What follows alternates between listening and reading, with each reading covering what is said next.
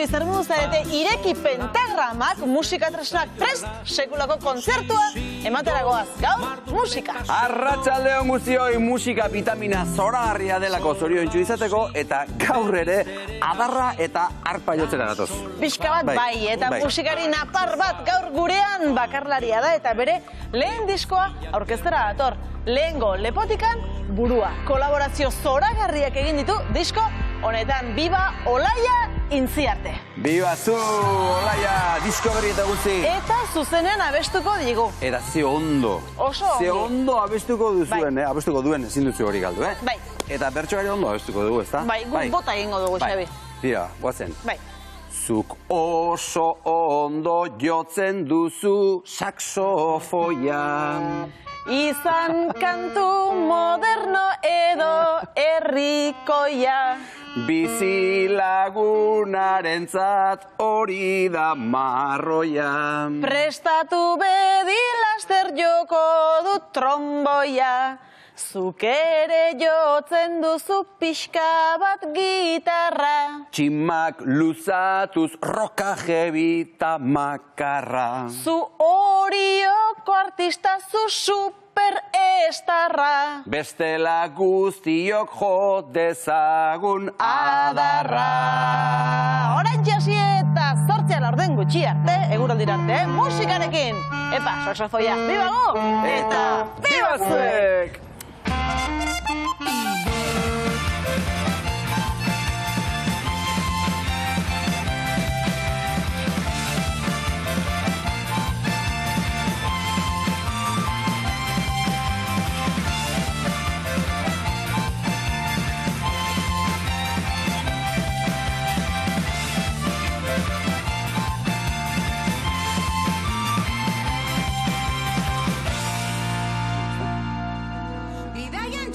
Izan vitamina, musikaren vitamina, bizitzeko vitaminak beharrezkoak direla argi uzten dugu astero. Eta musika vitamina ederra da gaurko solaskideentzat ere. Pentsa, 60 urterekin musika talde bat sortzeraino adibidez. Eta guretzat nahitaezko vitamina bihurtu da gure bidelaguna, Biba Maitane Ormazabal. Kaixo Maitane. Arratsaldeon. Zuretzat ere musika vitamina da, Maitane? Bai, askonetzako gaurko izenburu oso politia da, ze badaukagu joera denbora guztian bizitzan gauza negatiboi erreparatzeko, eta guazen etxetara bintzat vitamina pixkat bidaltzea ez, hainbeste gauza negatibo baino. Eta zer da musika zuentzat? Wow. Ba, begira, nik esango izut, nik konturatuta nago nire barruko egoeraren adierazlea dela. Hau da, normalean kantatzen egoten naiz. Ohitura handia dut egunean zehar kantari egoteko. Ez baldin naiz kantariari... Zerbait gertatzen da horrez, Maialen. Nik ere txistua jotzeko ohitura handia daukat, nire gisa txistua joka azteko beraz, bai, konexioa badaukat eta gustatzen zait, eta beharrezkoa da bizitza honetarako, no? Bai, da beste adierazpen bat, gero ikusiko dugu ez, baina beste adierazteko modu bat da ez, musikaren bitartez gure barrenan daukagun hori ateratzeko gaitasuna daukagu. Eta, bitu honekin batera, barrena ukitzen diguten lanbide gehiago behar alditugu. Orain arte pixka bat infrabaloratuta egon dien lanbide asko dia, eta igual gizartean pixka gehiago behar dugu, Eta kontziente gara zenbateko garrantzia duen musikak gure bizitzetan, imaginatzen zate bizitza bat musikari gabe? Ni nerea behintzat ez, Utxe egite bat litzateke, ez da? Era bat. Zaldi ezagun batek esaten duen bezala, Era bat, bai. Bere zentzu ere galduko luke ez, pelikula batek ere musika ez bali madu ere zentzu asko galtzen du ez, ematen dio bere intentsitatea. Eta musikak baldu adinik, sexurik edo mugarik, zuek sarrean esan dezueten ez, ematen dunez, ez. Ez ez esango genuke. Hori da. Hasi, gaurko gure gonbidatuek hori ingo digute, ze musikariek badaukate gaitasun bat dela gure barrenetik ateratzea, gure gorputza astintzea eta gure bihotza laztantzeko gaitasuna handia dute. Hasi, gaur ikasiko dugu beraien gandik. Beraz, galdera hauek erantzuten saiatuko gara zurekin eta gonbidatuekin. Maitane Ormazabal, eskerrik asko etortzea. Zuei. Hartu zure lepoa. Eta ezagutu ezagun gure gaurko lehen da biziko musikaria. Organista da, pianista izateaz gain. Musikenen organoko goi mailako ikasketak kalifikazio gorenekin amaitu zituen, eta organoa hobeto ezagutzen lagunduko digu gurekin da Ignacio Arakistain. Kaixo, arratsaldeon, Ignacio. Arratsaldeon. Arratsaldeon, ongi etorri. Eskerrik asko. Inazio, zuk oroitzen duzu holtza gainera igo zinen lehen aldi hura? Bueno, oroitu ez dut uste, baina nik uste izango zala musika eskolako egiten dien entzunaldi hauetako bat. Pentsatzet pianoko, joaten ginen Andoaingo piano jaialdira, adibidez, eta hor egiten genuen astebete lehenago entzunaldi bat, eta hor pasatzen ginen 20 ikasle edo, piano ikasleak, eta pentsatzet horietako bat izango zala lehenengo aldietakoa. Eta ze pozik ez da, hortik etxera bueltan, saio egin ondoren, eta ze garrantzitsuak diren horrelako irten aldi horiek. Nik uste konfiantza irabazteko importantea dela, eta gaina 7 urterekin, 8 urterekin, indikan inseguridadeak, eta aurra zea baita ere. Baina, importantea ertetzea, eta egiten duzulare gero jasotzea jendearen ikuspuntua, eta zure familia artekoen irudipena beti ondo familiarentzat, baina, zuk ikuste duzu ostra, hobeto egon naiz, gezki, baina, hor, pixkanaka eskola bada. Zu Azpeitiko musika eskolan pianoa jotzen hasi eta ondoren Donostiako musika kontserbatoriora joan zinen. Zuk diozu salto handia izan zela. Bai, nik uste musika kontserbatoriora, EASO kalean dagoen kontserbatoriora joan nintzen 14 urtekin edo, 15 urtekin.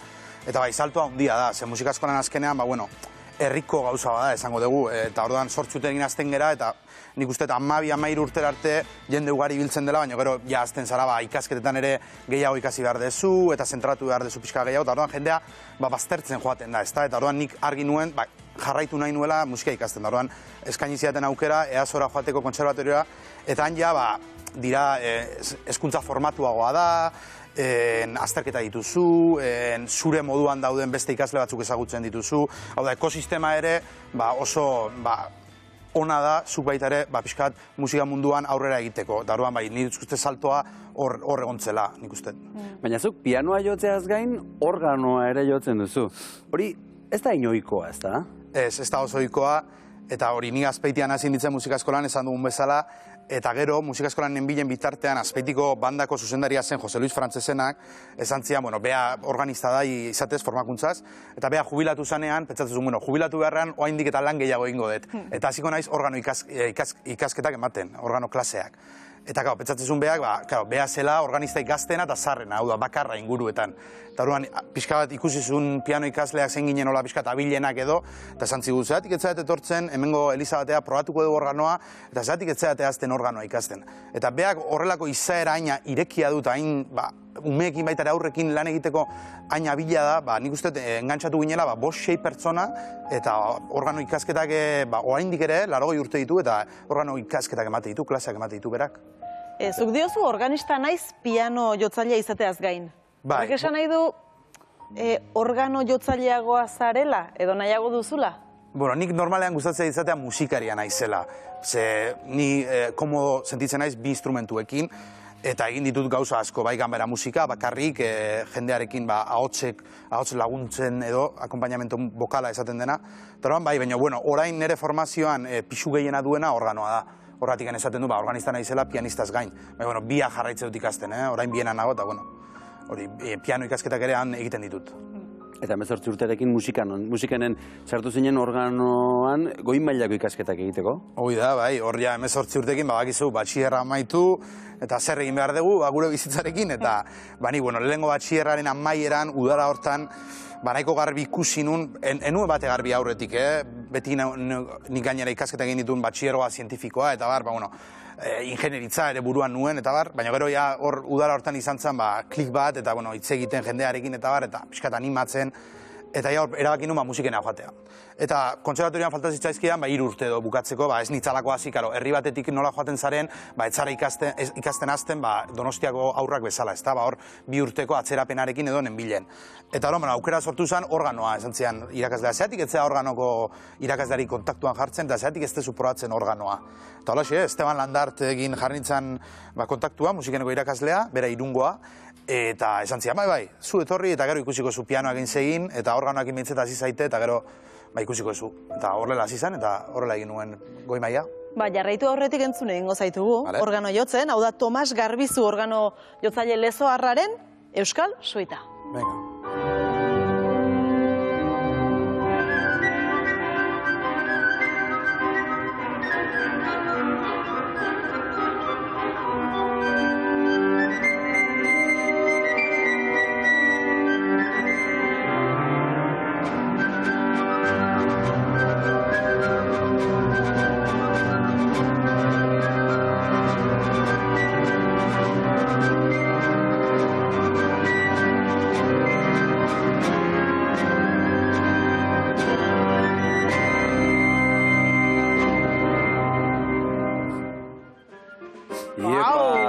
hori bukara ematea hori, benetan harrigarria. Non dago organo hori, Ignacio? Hori Azkoitian. Azkoitiko parrokian, Gipuzkoan, eta nik esango nuke Europan dagoen organorik honetarikoa dela. Bai? Bai. Zergatik? Gipuzkoa esan behar da herrialde oso aberatsa dela, organo batiz bat erromantikoen gama izugarria duelako, baita ere gertu Frantziarekiko gertutasuna bat nik uste 19. mendean, organogile frantses asko etorri ziren Gipuzkoara organoak egitera, eta horregontzan egundoko tratua. Eta Azkoitikoa bereziki oso ona da, delako Caballekol edo Aristide Caballekol zen organogile oso ezagun bat, eta delako bera bizirik zegoenean egin zuen azken organo handia. Hau da, berak zuen jakinduri guztiarekin jada, azkenengo organoa da.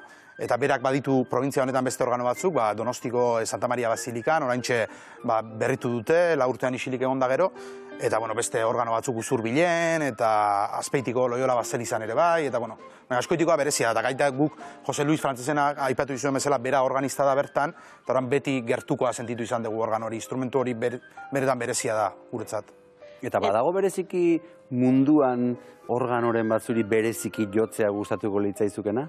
Asko daude, ez da, mitikoa direnak, Parisen adibidez, tradizioa handia dago organoarekiko, organo jole handienak asko frantsesak izan dira, eta badago San Sulpizeko elizan, Notre Dame noski, orain ez dakiz erengo duten organoarekin hor dabiltza, bera berritzen eta bar, eta baina Pariseko edozein organo, edo Alemania iparraldean baita ere, Johann Sebastian Bachek jotako instrumentua bere garaian, 17. mendeko instrumentuak, instrumentu asko daude munduan, bereziak eta interesgarriak. Munduko organorik handiena omen da Wanamakerra. Bai, hori da. Hori joko zenuke? Bai, hori dago Ameriketako estatu batuetan, eta baita ere mitikoa da, hori hor argazkia ikusten dugu, baita ere delako izugarrizko abioi bat, ez da? Hegazkin baten... Hori organoa da? Bai. Eta eskubita ezkerreko beste gauza guztiak zer dira? Hori dira registroak, ez da? Organo baten egiten deguna da guk ditugu orkestra bat bezala da, ez da? Azkenan ditugu soinu posibilitate desberdinak, eta guk egin duguna soinu posibilitate horiek kombinatu. Hau da, erregistro batek izaten ditu, 30, 40 tutu, ez da? Eta non guk tutu horiek ero kombinatuz, sortzen dira, kombinaketa ezberdinak, eta hor dituzu kombinaketak, nahi dituzun guztiak eta gehiago. Eta hor ikuste dugu pedal horiek baita ere, eta hor izugarrizko... Gero agian jotzerako ez da hain komodoa, ez da hain atsegina, porque azkenean zaude 1000 gauzetara. Eta hori baita ere gustatzen zaigu, askotan baita ere 2 laguntzailerekin jotzen dugu. Horregatik beraiek egiten dituztelako aldaketak, eta orduan gu zentratzeko musikan, azkenean musikaria gara, ez mekanikoak. Ordena gailu, bai. Benetan harriga, behin hori jotzen ikasi ezkero, egazkin batera. Egazkina era bat. Aizu, Ignacio, zuke gradu amaierako lana, Valentin Larrea, musikariari buruzkoa egintzen nuen. Haren partiturak deskubritu zenituenean, lehenbiziko aldiz jo zenituenean ze? Bai, hau izan zen historia bat, Esteban Elizondok bideratu ninduena ontara. Nik egin behar nuen gradu amaierako lana. Musikenen egiten dugu, TFG edo deitzen den hauetako bat, beste ozein gradutan bezala. Eta, musikenen esatizute, nahi badezu egin zerbait musikologikoa, historiarekin zerrikusia duena, edo partiturekin, egileekin, edo zerbait zure instrumentuarekin zerrikusia duena, zerbait organologikoa edo deitzen duguna. Egin ezaken tutuei buruzko azterketa bat, edo organoari buruzko zerbait. Eta justu Estebane bidalizian, haizu, familia batek idatzi dit, esanez, bera aitonaren partitura bilatu dituztela, eta ber partitura egin zer egin daiteken. Hora, ni jarritzen kontaktuan Elena Berazadirekin, hemen izan zenuten uste, hain dela hilabete batzuk, eta, berai bidali nion, korreo bat esanez, nahi bagenun, kafetxo bat hartuko genuela, eta bar. Eta horan, behai etorri zian, beha eta bere aizpa, horrelako ilusioarekin, partituraiek eskuan hartuta petzatu nuen. Aukera aprobetxatu egin behar da, eta horrela xe, hazin ditzan investigatzen, ikerkuntza hori artxibo lana da, Hemeroteka Nazionalean, Gipuzkoako Foru Aldundiko artxiboa, zeintzen Valentin Larrea, ez da, Valentin Larrearen arrastoa erabat zegoen desagertuta. Eta lan hori egin nuen, eta egia esan oso polita izan zen. Entzungo dugu Valentin Larrea zure eskuetan? Bai. Hauxe da. Oazen.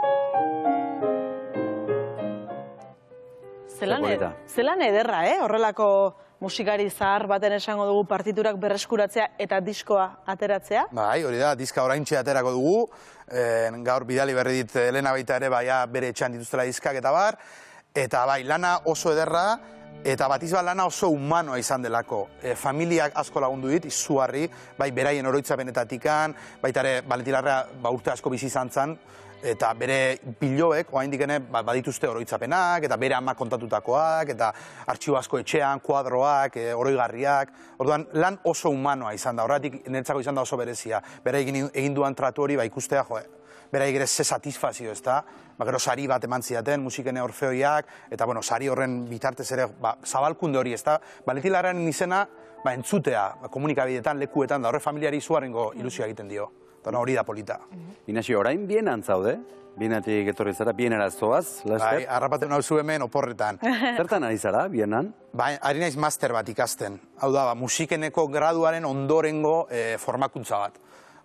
2 urteko formakuntza da, hasi nintzen duela urte bete, otsailean joan nintzen bienara, eta honi musikene bukatu nuenan garbi ikusten nuen, gaur egun musikari batek eta gure munduan, klasikako munduan, beharrezkoa zuela Europako parkea bizkat ikustea. Ez da hor kanpoan zer dagoen, eta baita ere proban jartzean horbera baita ere hizkuntza berria, gizarte berri bat, jendartea, eta niretzako esperientzia oso aberatsa izaten ari da orain hori oporrak ditugu otsaileanan, semestre arteko oporrak, eta orain martxoan bueltatuko naiz, eta beste urte bete geratzen zaitan formakuntza hori, master hori amaitzeko.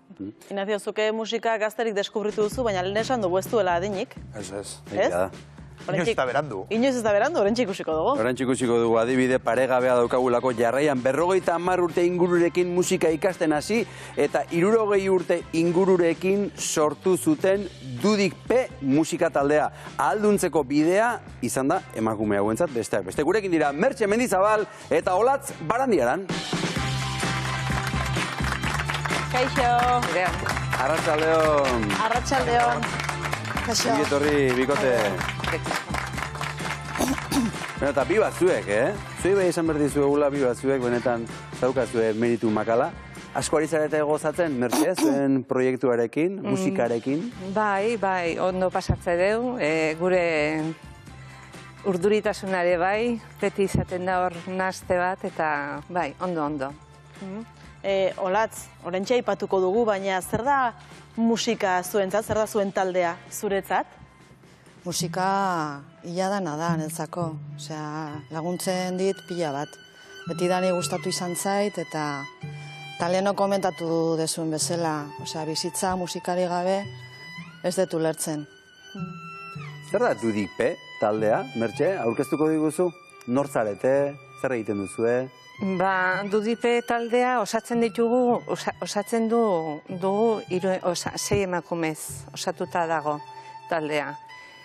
Eta, ondo pasatzen deu. Musika joz aparte ere, lagun artean ere gure, prestatzen ditugu noiz behinka asteburu bat, hortikan denboroi pasatzea, eta hori ez bakarrik musika jotzeko garaian eta ensaioko garaian, baizikan gehiago da lagun artean ere ondo gure asteburun bat edo elkarrekin pasatzea, eta laguntzen du asko. Mertxezuk gitarra jotzen duzu? Bai. Eta Olatzu biolin jolea zara? Bai. Ze instrumentu gehiago dituzue taldean? Dauzkagu bateria, gitarra akustika Mertxe, gero gitarra elektrika, pilu, eta abeslaria, eta gero bajoa, Maialen. Eta abeslaria Marijo. Izena guztik esango ditu. Mertxe eta Olatz hemen zaudete, eta gainontzekoak Marijo, Pilu, Kristina eta Maialen, ezta? Hoi da. Seikote horrela osatzen duzue. Eta ze musika mota jotzen duzue, Mertxe? Guk bakoitzak proposatzen ditugu abesti batzu, gustatzen zaizkigunak, ez? Eta, denetatik euskaldun musika, erderazkoak ere bai, inglesezkoak ere bai, eta, italianoz ere bat badaukagu. Eta, Orduan, probatzen dugu, ikusten dugu, ateratzen bada aurrea, oso ondo, batzutan, alboratu behar izaten ditugu kantan bat edo beste, zailago itin zaigulako edo, ez dakit. Gero ere, kontutan hartu behar dut, ze tresna ditugun, orduan, gustatu zen zaizkigu hainbeste, baina igual instrumentuakin, erdizka gehatzeko ere, saiatzen geha lan txukuna egiten, eta ilusioa eta indarra jartzen dugu bai. Olatz, ala ere, asko jotzea dituzue, ETS, Tina Turner, Metallica, Luz Casal, denetarik jotzen duzu, Bai. Eske, klaro, bakoitza bere gustua dauka, eta gero, klaro, jartzen ditugu mailan gainean, eta ere abakitzen juten geha. Eta, bai, nola bersioa dian, gure bersioa dia. Eta jazta, bai. Eta nola hasi zen hau dena? Zuek musika, okerrezpa gaude, ez duzue Inaxiok bezain gazte deskurritu, ez da geroxeago deskurritu duzue, bertxe nola ezagutu zenuten elkar? Gustatzen zizaigun, ni betidani gustatu izan duzai gitarra, eta gazte garaian, ez gendun alako aukerarik. Gaur egun musika eskola daude, eta gure seme alabak bidaltzen ditugu, apuntatzen ditugu musika eskolara, eta hori. Eta hor sortu zen, jongina musika eskolara, gure seme alaba bazi joaztin eta hori, eta gu zergatik anez. Han ez autu ginen, eta gero musika eskolan, Loatzu musika eskolan ibili ginen, bertan denborakin sortu zen musika, helduen taldea, eta geroan denbora bat ematen gendun, eta egun batien esan gendun. Zergatik ez dugu guk musika eskolatik kanpo talde bat osatzen, eta hortik animatu ginen. Hor ezautu ginen, eta hortik abiatu ginen. Eta zergatik ez dugu orain zuen musika pixka bat entzuten, edo ikusten. Hauxe da, Dudik P, ikusi.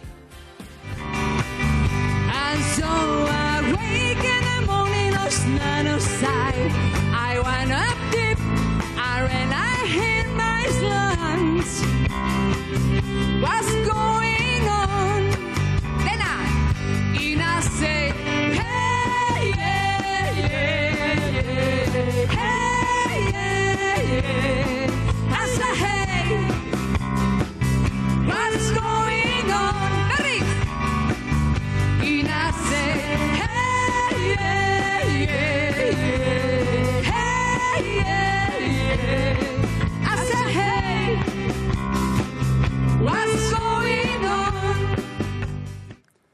Benetan ederra da. Ignacio, ederra, Bai, animatuak, Oso, benetan. Olatz, zuen hitzak irakurriko ditut, bakarrik egaldatu nahi genuela erabaki genuen. Dudik Pezer da, ahalduntzeko modu bat? Bai, erabat. Bai. Ja, pixkat, base txiki bat lortu genunean, ja, esate genuen, musika eskolan ondo gaude, baino, taldea, musika eskolako taldea ere bere muga dazka, esaten dizu ze kantamotak jo, gero partaidek ere juten dira aldatzen, musika tresnak ere juten dira aldatzen, eta ja, iritsi izan momentu bat, erabaki genula, aparteia atera eta sortu gure talde bat. Eta Girona eraino ere iritsi zarete, ez da? Bai. Kontaktu batzu baditugu, han, eta konbidatu entziguten, bi txandetan izan du geha. Eta lehenengo aldia, pixka bat, hola bertigo pixkat emate zigun, zergatikan, klaro, ondo nahi dituzu gauzak, eta, bere zeak, eta, Eta ondo pasatzen duten, eta... Bai. Eta gero berriz. Bai, berriro konbidatu ziguten, handikan urte betea berriro. Igaz, irailean izan ginen, da aurreko urtien ere irailaz izan ginen, Olatz, argi gelditu dena da, musikarentzat ez dagoela adinik, eta sekula ez dugula geratu behar, probatzeak gustatuko litzaiguken hori probatu gabe, ez da? Hori da, bai. Nik uste probatu inbia dela. Ezin zehala gehiatu probatu gabe. Beti dauzkagu prejuizioren bat, edo zeo zer, eta batzutan frenatu egiten duna, baino probatu behar da. Gero ez bada ateratzen, ba ez da ateratzen. Baina saiatu behar da, beti. Bai. Eta kontzertorik baduzue? Bueno, aurrea begira, esan digute bi aktuazioako. Momentu honetan, baigia gure repertorio pixka bat aldatzen. Prestatzen? Bai, negualdian, eguarrik ingurualdian eten bat izan gendun eta oain prestatzen ari gea, bai. Zoragarri, gu desiatzen egongo ginetek zuek ikusteko, hori zalantzari gabe. Orain Maitaneri emango diogu hitza. Maitane, Ormazabal, musika, artea, esan bezala, bitamina da gure bizitzarako. Bai, vitamina handia gainea da. Hemendikan ikusita jarraituko dugu pixka bat orain arte ez, esan ditugu balioak eta musikarekin 3 balio hartu ditugu gaur, eta ikusiko zen nola oso erlazionatuta dauden gaur gure 3 gonbidatuek esan dutenarekin, lehengoa, artea, musika artea da. Orain zuei entzuten askotan gure bizitzan emozioekin zerikusia daukaten ia profesio guztek, ez daukate baliorik. Beti egin dugu kanporak adien profesio guzti ikaragarrizko balioa eman, eta barrenak moitzen diguten, ez lanbide guzti horiek edo afizio guzti horiek ikusi die bigarren kategori baten bezala musikak arteak egiten du gure barrenen dagoen guzti hori, lehengo nahastu, eta baita ere atera, ez, beste eman da aske espresatzeko beste modu bat. Orduan arteak hori ematen digu eta musikak hau ematen digu. Nola izango zen gure mundua, pixka bat gehiago, eukiko beleman ditugun profesio gehiago arte hau aterako dutenak.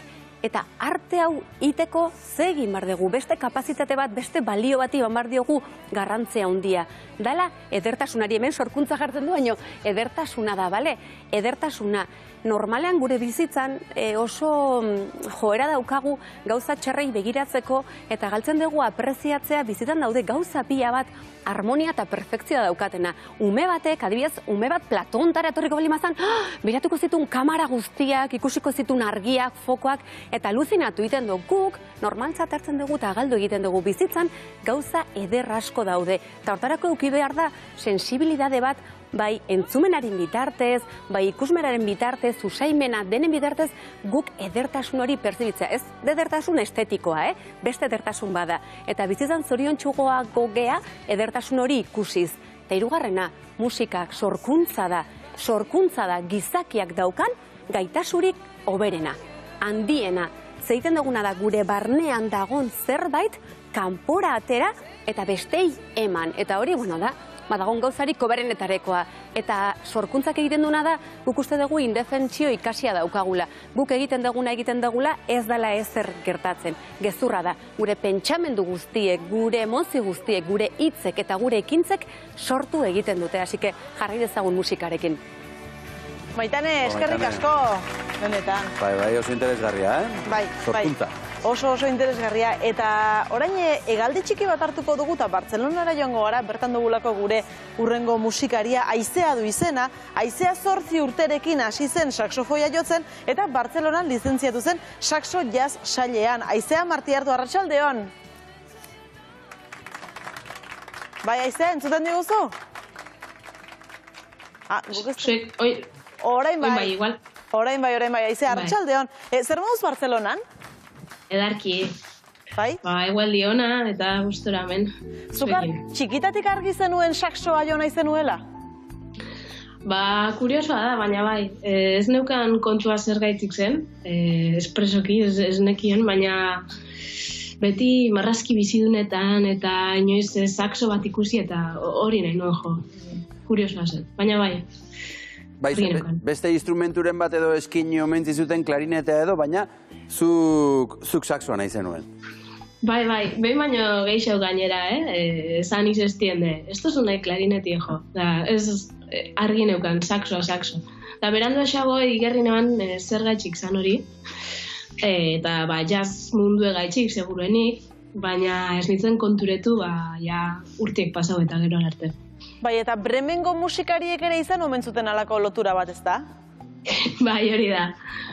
Dilema txiki bat neuken, ze ni oso txakur zalienaz, eta orduan nire Bremengo marrazkietako personaia gogokoena txakurra zen. baina txakurrak trompeta jotzen zuen. Eta katuek, da ni ez naz oso katu zalie, baina katuek jotzen saksue. Da orduan esaten egon, ez, 7 urteko neska txiki batek, dauken dilemi, ez, katue ez gatein beste guztetan, baina saksue bai. Da, bueno, bai, graziosu da, baina olako dilemak izan itxen, bai. Ze dilema, Sekulakoa.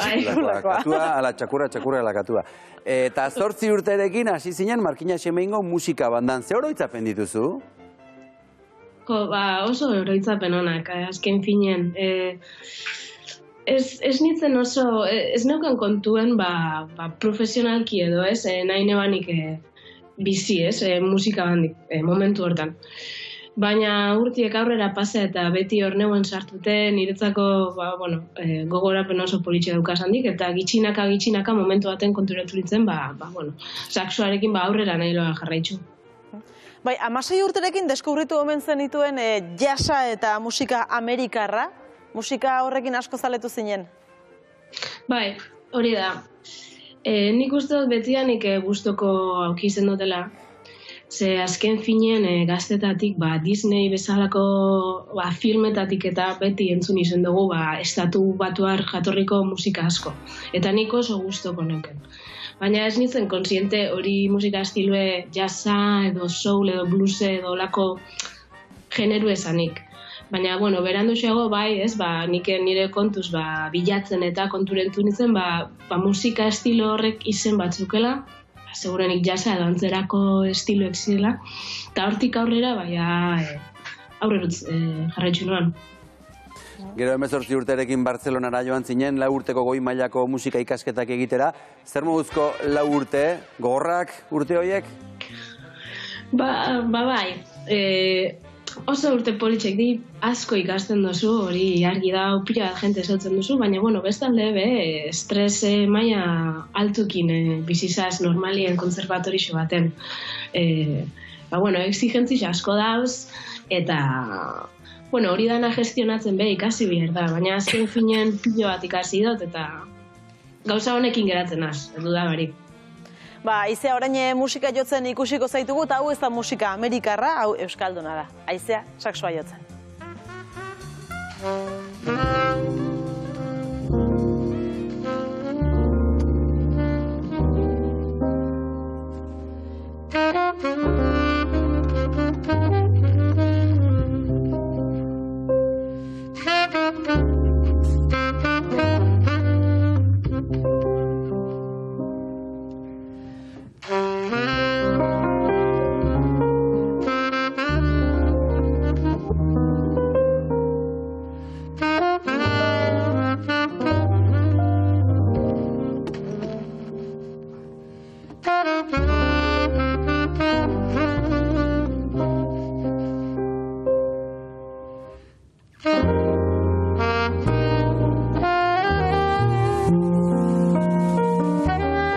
Ze musika ederra benetan, zu bezala xe gutxi gora ora. Gutxi gora.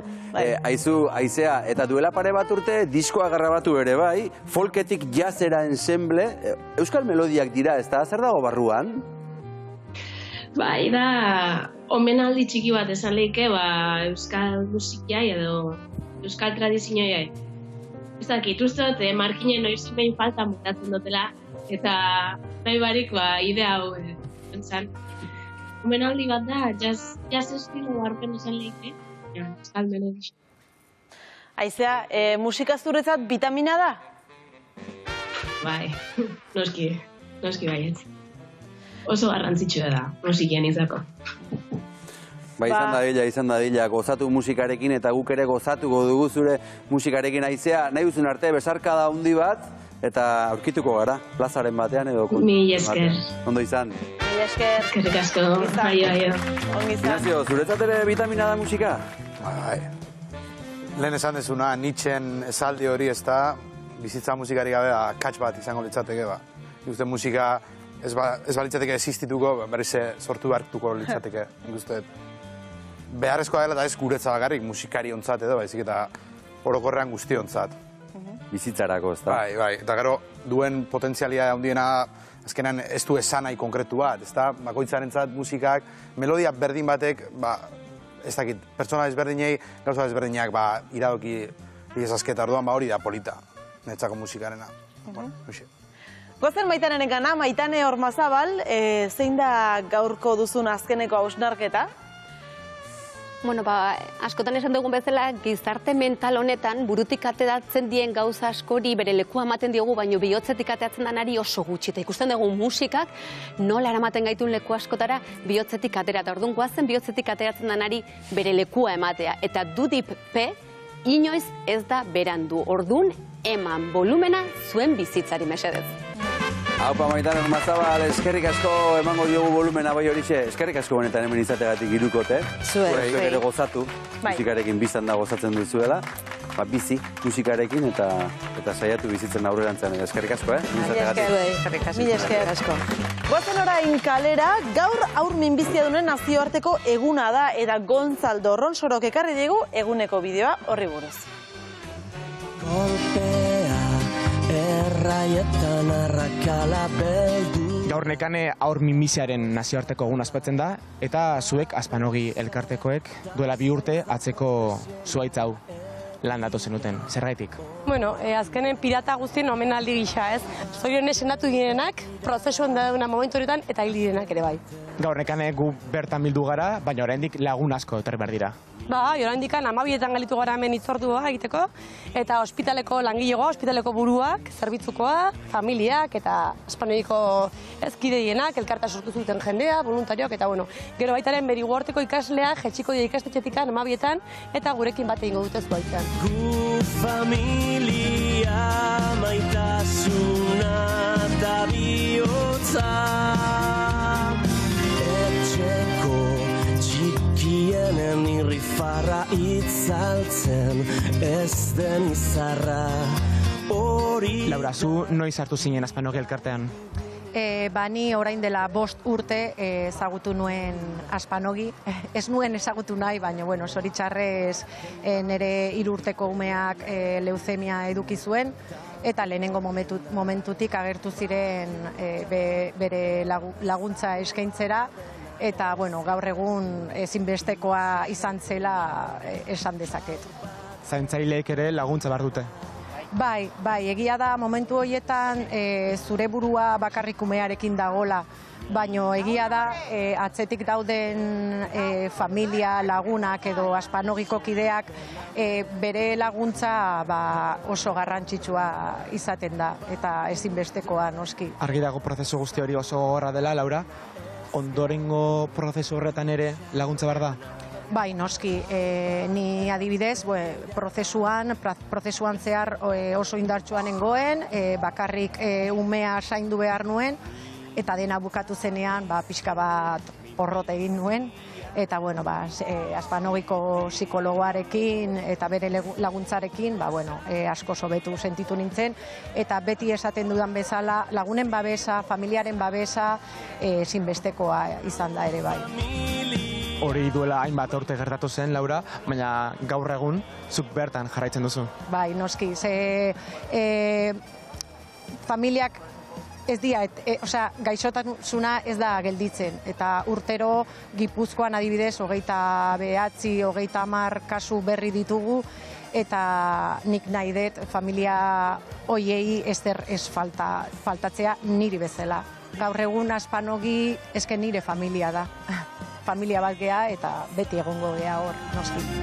Gu familia maitasuna da bihotza bizinaia. Haupa Gontzal eta konpainia eskerrik asko bideo politia, eta bizi jarraituko dugu beste bertxografia bat egiteko. Andoni Gaina, arratsaldeon. Arratsaldeon zu egite. Andoni, arratsaldeon, aurreko astetik San Ferminekin bueltaka gabiltza, ze pista hori zen, San Ferminak. Bai. Lesaka, Iruña, Pasaia edo Oialume dago nauzta? Bai, eta, bueno, lesakarra da. Lesakarra da. Lesakarra da. Ez ditxu arozena. Ara, esan genuen, pentsatu genuen. Batzuk, aukera mazen uzkan hor batzuk. Bai. Gainera, ez ditu uste dut mutrikun jaioa dela eta hilabete gutxirekin joan zela. Bai. Begira, Lesakara bizitzea. Hori ere, bai. Aita goizuetarra, ama mutrikuarra.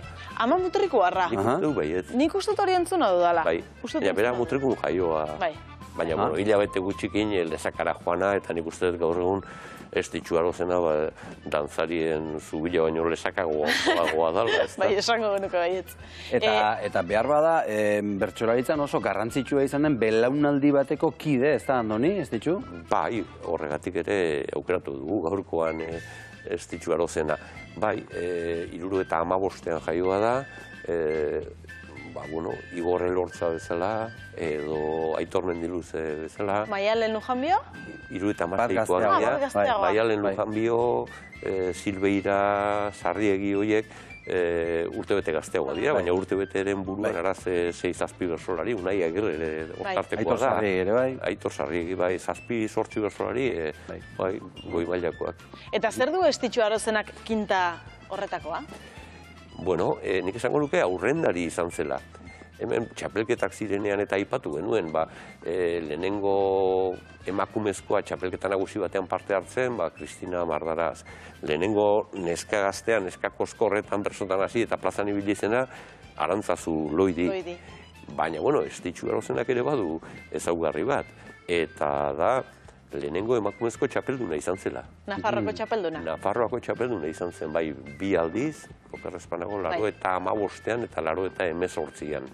23 urterekin.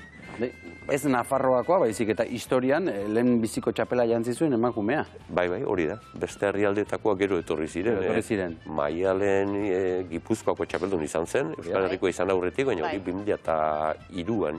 Bai. Eta badu beste ezaugarri bat, eta da esan dugun bezala lesakarra dela. Eta lesakan horre bertsolari mordoxka bat ere badira. Bai, lesakan movimentu handia sortu zen, 80ko hamarraldiaren bukaera aldera esango nuke.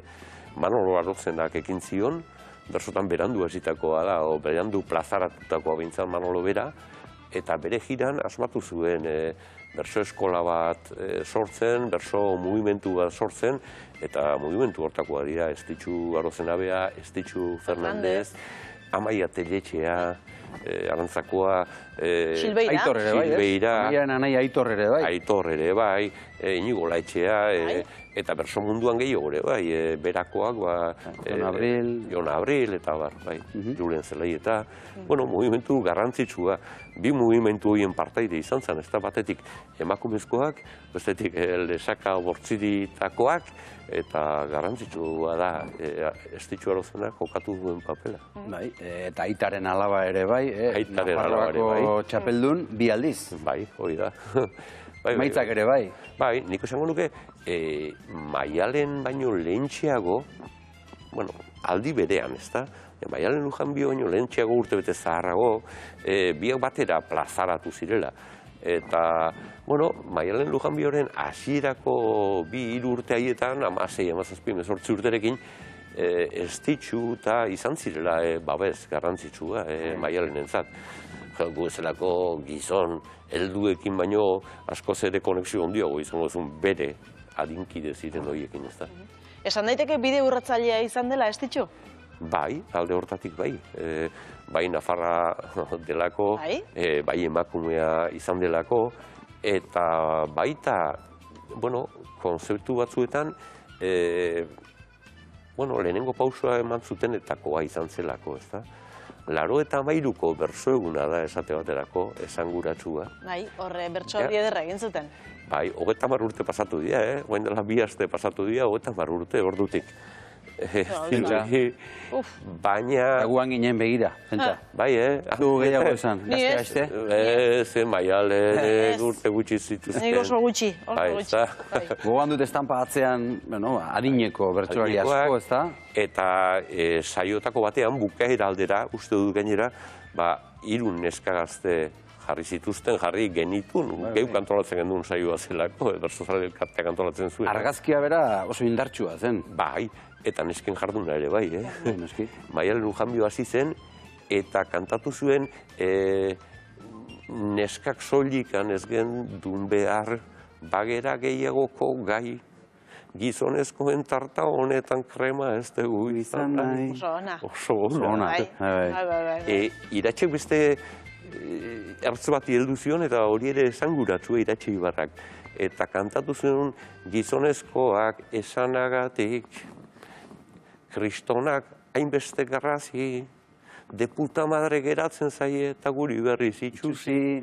Esan berak gizonezko baten ahotan, emakumezko baten ahotan ze esan nahi zuen, ez da?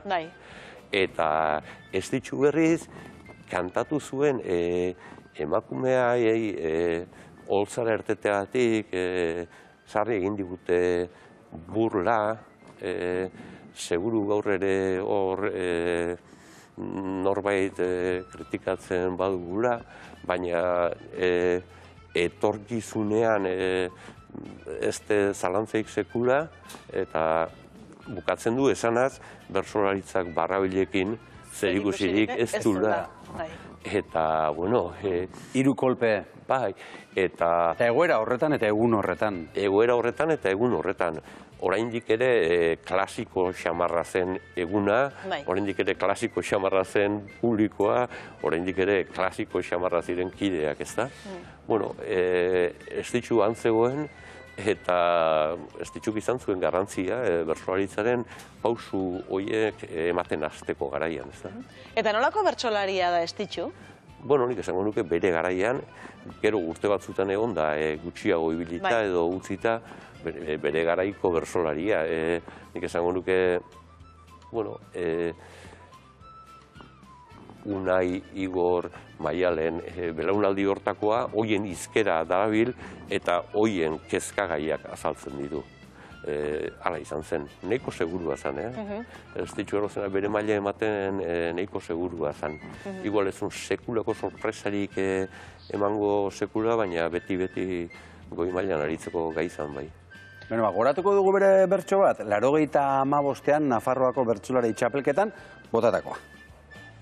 Ez dakit nola, baina zabalik Hollywoodeko atea, nere aukerak erakusteko, banuen borondatea. Baina gaztegi jarri didate, aktuatzeko katea. Horregatikan gero handia izan daiteke kolpea. Asko zobe dut uraztuta goen kalera joatea. Goen kalera joatea. Bueno, bazirelako aukera horiek garai hartan, Bai, garai batean Hollywood eta goen kale bakarrik zeuden. Bollywood eta horiek gero etorri dira. Horiek gero etorri ziren. Bueno, arrazoik eta zorrotzat, zuzena oso... Bai, eta kantaera segurua, tinkoa, bai, gustagarria. Zuk gogoan duzu estitxurekin egin zenuen lehenengo plaza? Bai. Eta Maialen Lujanbiokin egin nuen lehenengoaren toki berean izango zela uste dut. Ondarrabin orduan? Ondarribin, ez urte berean, baleike urte bera izatea, baina ez dut uste urte berean izan zenik. Igual estitxurekin lehenago, eta Ondarribin, ez da kasualidadea, Ondarribin berso berritze bat etorri zen talde feminista baten eskutik, Emeki izeneko emakume taldearen eskutik etorri zen berso berritzea, eta haiek hasieratik, oin dela 30 piko urtetatik oso adi zeuden ze neska gazte ari ziren plazara erteten haiei deitzeko gurekin batea. Eta orduan bai, segun hau Ondarribin ezagutu nuela eta argazkiren bat egongo da gure etxean egun hartakoa, seguru. Andoni, estitxurik garaiura bizitzea tokatu zitzaion, noski, zure ustez, 20 urte geroago jaio izan balitz, beste kontu bat izango zen?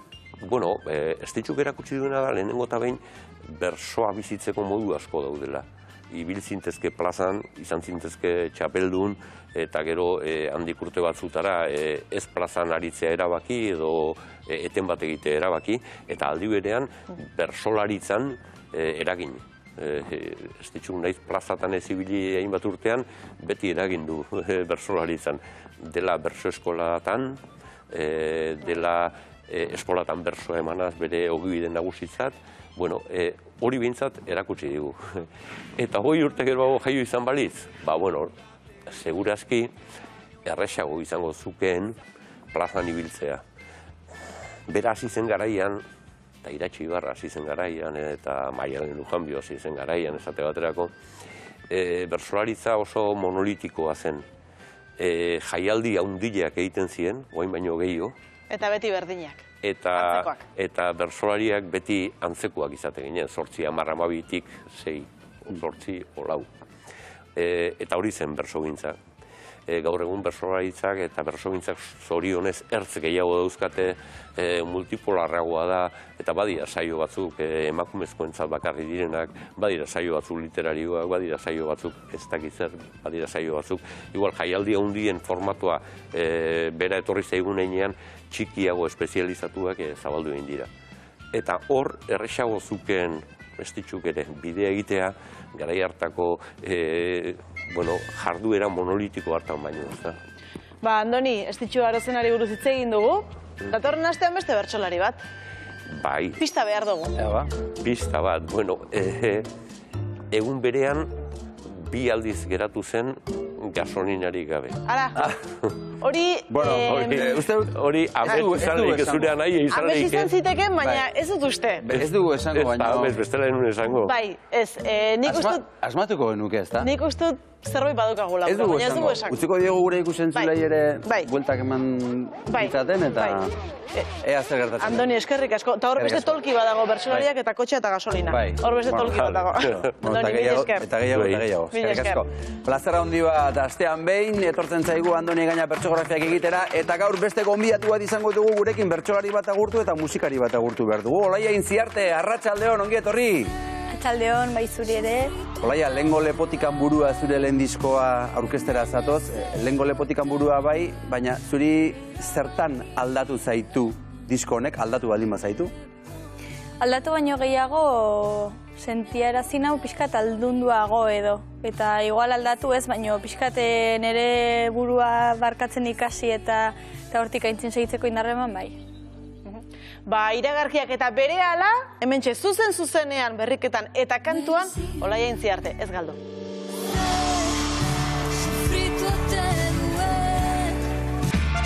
Arratsaldean berriz ere bueltan gara eta hementxe ditugu Mikel Elizegi eta Jon Artano gure txokoak eta gure geltokiak egiteko. Arratsaldeon. Arratsaldeon. Arratsaldeon. Geizki nago pixka lepotik eta mazapetik bat goixo. Bueno, balazio, orain Lehengo Lepotikan burua aurkeztera gatoz beraz lepoa konponduko zaizu. Artista handi bat, musikaria handi bat, ahots eder bat, harrigarria, polita, goxoa, orain berehala ikusi eta gozatuko duguna. Viva Olaia Intziarte! Kaixo, Olaia. Arratsaldeon. Pasa, eskerrak. Ongi etorri. Mil esker. Ongi etorri. Bueno, Olaia. Arratsaldeon. Hori da. Lehengo Lepotikan burua zure amonari entzun omen zenean? Bai. Zure amatxiri? Bai. Bai. Nire amatxik errantzun behin zakin nortez eizen sola zen eta errantzun arek ere guainik ere Lehengo Lepotikan burua zer nendu. Zerrera, pues, ze izen buru ona. Beraz, aspaldiko garaietara ere eraman zaitu disko honek. Ume bat bezala gozatu duzu disko egiterakoan? Bai, erran nuke baietz. Oia estudioan bertan. Hortik kanpokoak beti ere musika ez diren gauza guziak, honek ere implikatzen dituen gauza guzi horiek, horiek ez dire ume baten moduan egitekoak, baina bai, konektatu dut abnitze, baina txiki horrekin. Baina gaur pozik etorri zara ez da? Bai, gaur bai. Nora erran ez, baina bai, gaur bai. Gero zuzenean abestu behar digozu, gozatuko zaitugu horretan ere. 10 kantu ditu zure diskoak eta abesti hauekin sekulako bidaia emozionala egin omen duzu. Bai, izan da horako prozesu bat baitere, batzuk igual dire berriagoak eta bertze batzuk zarragoak, baina bai dena osotasunean da pixket horako historia kontaketa bat eta baitere keinu bilduma bat txikitatik inguratu nahuen musika desberdinei eta orain ere inguratzen hautenei. Eta bai, Eta nola sortu da bakarka bideari ekiteko gogo hau, grina hau? Beti, ne ustez igual beti eduki dutela eta inoiz ez diot eskaini espazioi eta aukera hori nire buruei eta igual ez dut inoiz ikusi aukera hori hain hurbil ere ez. Baina batean eman zen kontestu oso bat, zeinaten erranen, ostras, igual olaia orain bai, eta orain imar duzu. Eta hortik. Eta ez aldizo beldur pixka bat ematen edo bertigo, ez dakit bakarka horrela bapatean. Bai, baina azkenean nien ez bakarri joaten disko bat grabatzera, ez dut bakarri jotzen estatokien, eta nerekin daude Josu, Joseba, Ander eta Erik direla nire taldekideak, eta sentitzen naiz baita ere zentzu hortan babestua, eta, bueno, bai, lantalde osoakin orokorrean orduan, ez da gauza berdina, eta sentitzen naiz eskertu baita horregatik. Aizu, 10 kanta esan dituzutenak estilo berdineko akaldira hola ja? Ez. Ez, atena, bale. Pixka nasketa induzu orduan. Bai, nahiko mix. Ongi do hori, ongi do, bale. Ez aspertuko orduan. Ez dakit, haitu barko duzu eta haitu eta gero errana ber. Oso ongi. Ez noski. Bat gozatuko dugu, esan dugu bakarka, baina noski konpainia honean, horietako bat esate baterako, Olatz Salvador ere izan da B klasekoa. B klasekoa izatearen konplejurik bat ederiz, erdara traketxetan mintzatzearen aderez.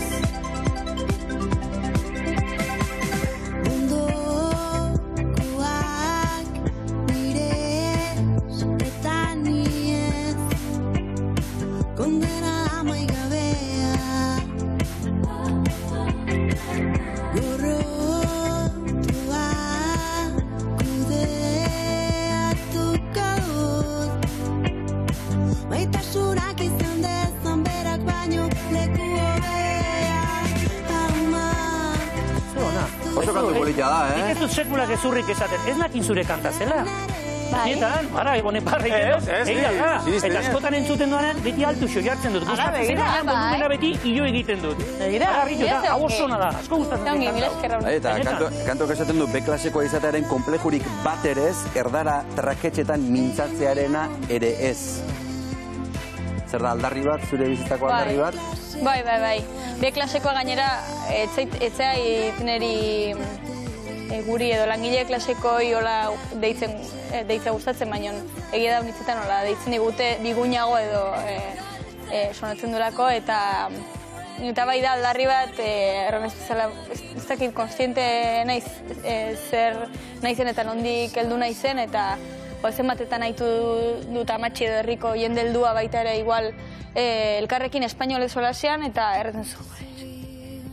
Ez zate ongi ahi sikiera espainolez solasean, baina badutelako komplejo handia euskaraz eitzeko baita ere, zeren sinestarazi diete hori dela komplejo edukitzeko zerbait dela baita ere, eta beti sentitu dut rabia handia horrekiko, eta bai da larri bat baita ere kantua.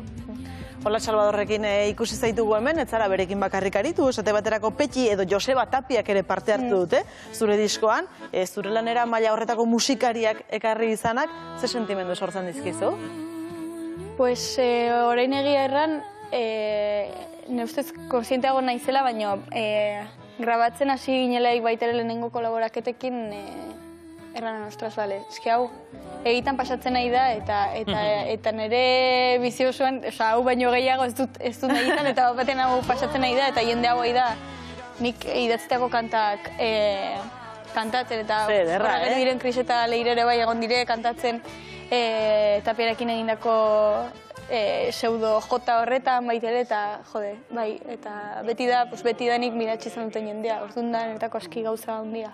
Bai, eta zuk ere musikari askorekin kolaboratu eta lan asko egin izan dituzu. Hau zer da, pixka bat hartu eta eman, ez da? Zuen artean, musikarien artean, harreman hona dago? Bai, justo hau, adibidez, Josebakin egon ginen udan, Leire eta biek, korista bezala edo, kontzertu desberdinak iten, gero Kris ere bai, eta justo nintzen ni ordezko bezala, baina, pasa genituen aski momentu politak baita ere, eta hortik egin genuen harremana, eta hola pixke bat dena.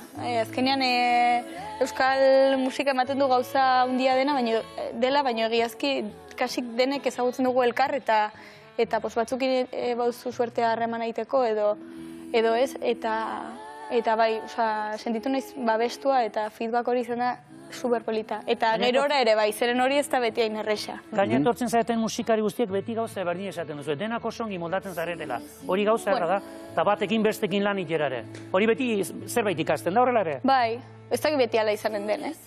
Ara, cuidao. Baina bai. Aizu, eta dena dela, gauza bat da artista horiekin kolaboratzea, eta gero orain ordainetan edo berak zure proiektura erakartzea, baina orain zuzara proiektuari bultza egin behar duena, eta pentsatzen dut beste gauza batzuk ere ikasiko zen dituela lehen egin ez dituzunak, ardura hartzearenak, eta... Bai, da desberdin, eta zuk eman behar izatea aurpegia, eta hola, beti ere da arriskutsuago, eta ni personalki adibidez arrasko modu sentitzen naiz, pixki gibelian agolaik, nire pianoakin edo lo que sea, gordeta, eta aurpegia bertze norbaitek egin behar duelaik, zeren responsabilidadeik ez dutela musikalaz aparte sentitzen dut, eta horrek ematen du pixke bat, baino egia da, baitere gauzak zure maneran izatea badela suerte bat, eta edukitzea, mikrofono bat, gauzak nahi duzun errateko, hori gauza handia da, edo bazazi ez dakit nora, eta ez dakit nongo irratitan edo telebistan, kontatu alizatea kontatu nahi duzuna, hori gauza handia da, eta jokatu dezake zure kontra, baitere, baino... Itz egin dezagun zuzeneko kontzertuei buruz, orain zerrendaren bai, batzuk badaude, bai. Hasiko gara martxotik eta apirilera joango gara. Bai. Nor hasiko da, Xabi? Hazizu, ze txandak egingo dugu? Ez, egingo, zuk, nork egingo du? Nik egingo du, venga. Orduan, Olaia Intziarteren kontzertuak, martxoak 3, Iruñea. Martxoak 4, Ibaeta. Martxoak 23, Bilbo. Martxoak 24, Erandio. Martxoak 25, Lekuek. Apirilak 1, Zeit Fest. Apirilak 6, Gazte Topagunea. Apirilak 22, Zumaia. Opa, Maiatzak 12, Donostia. Bueno, eta horrela hainbat eta gehiago. Agenda beteta duzu. Ja, ze ansidadia, orai dena errezula segidan. Osa ongi, nago arraskonten. Oin golpetik nekatu intzea. Egiten dutenean ze gustora apuntatzen den agendan, ez da? Bai, baino, gero... Bai. Polite da, hainbertze eskaere egotea eta hainbertze proposamen. Eta batean erraten zua, baino, ailegatu inbar da hau denera baita ere, baino, arraskontenago, hau daola golpien erranta. Gero ni bizi naiz egunez egun eta ez dut pasatzen. Horei, ez dakit biharringo dut ez dakiz eta gero erratzuko inauteritan trikitisaio eta jazta. Horreko hastian bertze zerbait. Bueno, bat azu zaigu esatea. Otsailak 15 bibazuek. Egia. Zuzenan entzuko zaitugu. Zer abestuko diguzu, Olaia? Kantatuko izuz B klasekoa dela jarri duzuena, eta baina bertsio akustiko batean, osaka bertze iruditzen zaizu. Zer polita, bana duzunean, Olaia. Abestela zazio gustatzen esango, Olaia. Bale, erran. Volumenari eman berdiozue, hau da, volumena igotzeko momentua. Bengo kantare. Baina beste bertsio batean. Bertsio akustikoa. Orain hartuko du gitarra, eta joko digu berak esan da bezala disko berrien jasota duen abesti bat, bertsio akustikoan, B klasekoa. Olaia, Intziarte nahi duzunean.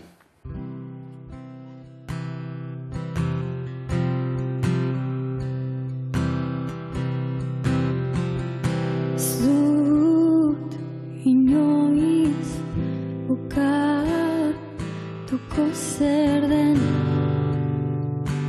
onaino ekarri nauen ez dut inoiz atzen duko nor zen hain gerutzan induen ostatu zar baten xokoetan denetatik ikusten hazia aukeratu ahal izango banu xuria izan entzen ere zalea klaseko izatearen kumplejurik batez erdara traketxetan mintzatzearen aerez ondo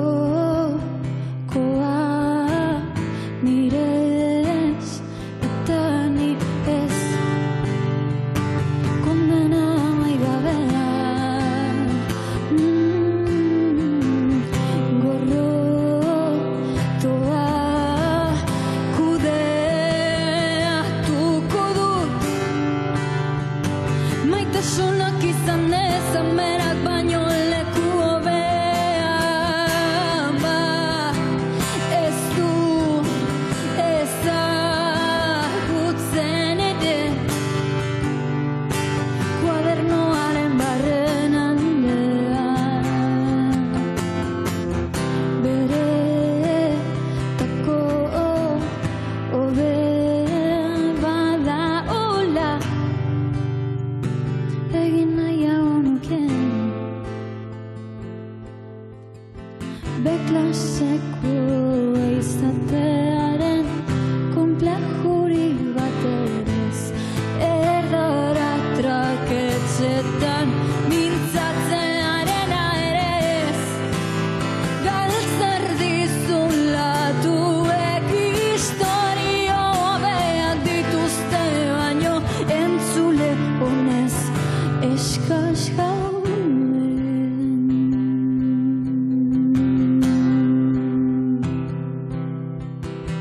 eta kontu zibi gainontzekoen minorrekin, minaino lehenago bertzena delako, eta kontu zibi gainontzekoen minorrekin, minaino lehenago bertzena delako, eta kontu zibi gainontzekoen minorrekin, mina baino lehenago bertzena delako, eta kontu zibi gainontzekoen minorrekin, mina baino lehenago bertzena delako, eta kontu zibi gainontzekoen minorrekin, mina baino lehenago bertzena delako, eta kontu zibi gainontzekoen minorrekin, mina baino lehenago bertzena delako.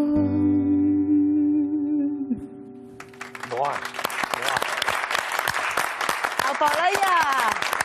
Qué bonita, Zatu, Olaia, eskerrik asko, Olaia Itziarte zuekin B-klasekoa abestiaren bersio akustiko batekin. Noski, eskerrik asko, Olaia, benetan.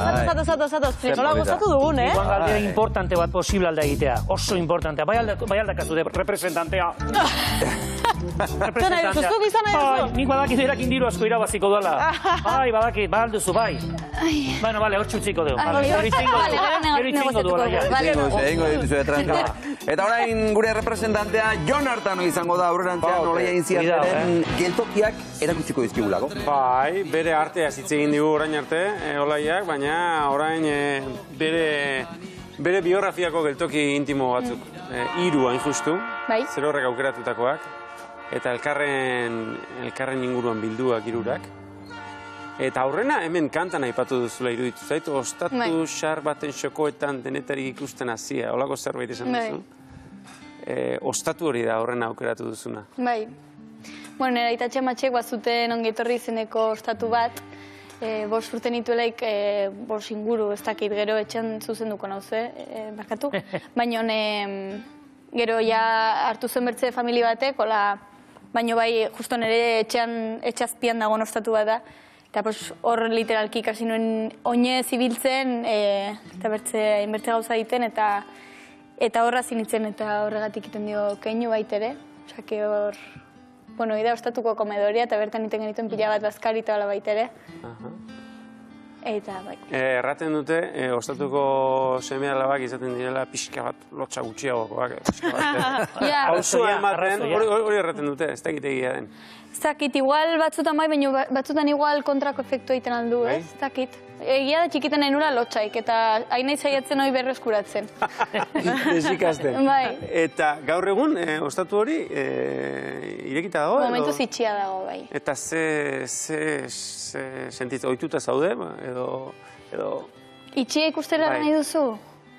Bueno, hasieran ez, baina hau nizultzen ginelako baita ere jagaztaroan eta hola lagunekin, afaltzera, eta indugu bizia honitz eduki dugu bertan. Eta, bueno, hasieran zen nahiko raro, baina, bueno, karo, orai, raro izanen da berez edekitzen baldin bada, eta reformaren bat iten baldin badute, da batean ikuste ostatu, Ja, hor, barruan kra egingo dizu. Ostia, bai. Bueno, esan dugu, 3 geltokiak Oronozen aukeratu dituela, Oronozko herritar ezagunetako badala olaia, lehen ikusi dugu, Wikipedian. 3 bakarrik agertzen zarete. Enuen espero, Ez zenuen espero. Hola dira interneteko kontuak, sorginak dira. Eta bigarrengo tokia, Oronozena bere, Amatxiren etxea. Bai.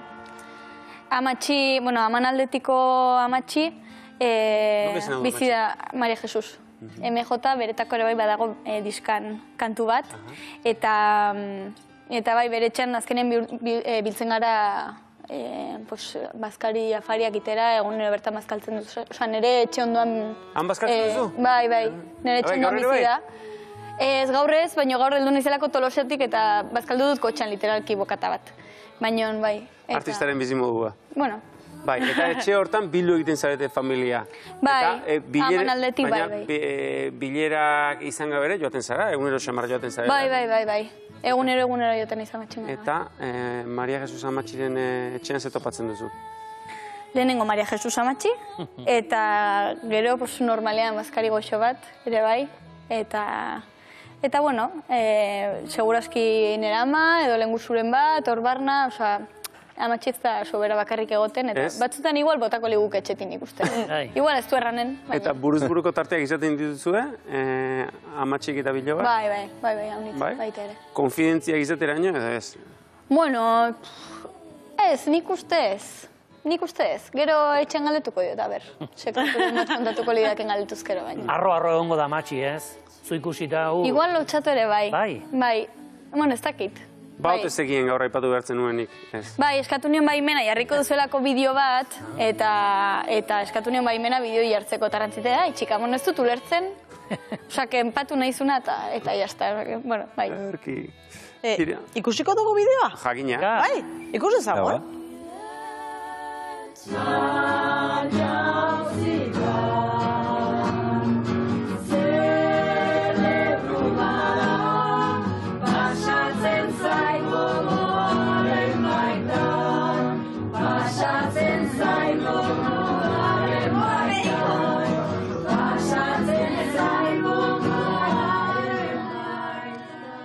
Bai, ondo kantatu ere, Etzaraz artista bakarra familian? Ez, nire etxema dago afizio handia kantatzera, eta bai, ikasi izan dute bere garaian akordeona eta hola batzuk. Badago afizioa, baina zuk urratxa egin zenuenean, ontan serioago aritzeko eta ze santzi zuten edo? Sentitzen dut beti lagundu izan nautela. De hecho, bere garaian bortxaz apuntatu nahi duten musika eskolan, eta hola baita ere, osake, horrein eskertzen dut. Bai. Ederki, hortaz, Aitatxi Amatxiren ostatua ongi etorri izena zuen, ez da? Bai. Amatxi Maria Jesusen apartamentua, eta Amatxiren belardia, hau berezia da, ez digu gaur baino lehen inok aukeratu belardi bat. Ja, pentsatu nuen, baina igual horregatik aukeratu nuen ere bai, ezakit. Mendia unitz maite dut eta joten naiz unitz mendira, baina hortik pasatzen naiz nahiko modu konsientean zeren ematen dit segurtasun sentsazioi baita ere. Belardi horrek. Badu izenik belardi horrek? Bueno, usarre.